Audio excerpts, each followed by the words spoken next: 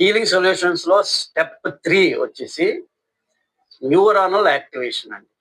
అంటే యాక్చువల్ గా మన సెంట్రల్ నర్వస్ సిస్టమ్ లో sympathetic nervous system, parasympathetic nervous system, autonomous nervous system, ఈ 3 సిస్టమ్స్ ఉంటాయండి. Sympathetic nervous system is always మనల్ని వేకప్ చేసి మనం ఒక పనిని ఎగ్జిక్యూట్ చేయడం కోసం వచ్చే ఎనర్జీ మొత్తాన్ని ఇచ్చేది సింపథెటిక్ నర్వస్ సిస్టమ్.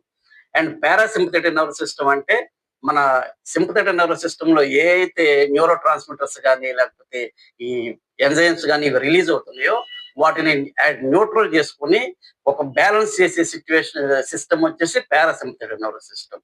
అండ్ మూడోది autonomous nervous system. Autonomous nervous system main role ఏంటంటే మన హార్ట్ రేట్ పెంచుకుంటాం కానీ, డైజెషన్ కానీ, లేకపోతే బ్రీదింగ్, ఈ అన్ని సిస్టమ్స్ మన కంట్రోల్ లేకుండానే అటానమస్ నర్వస్ సిస్టమ్ కంట్రోల్లో ఉంటుంది.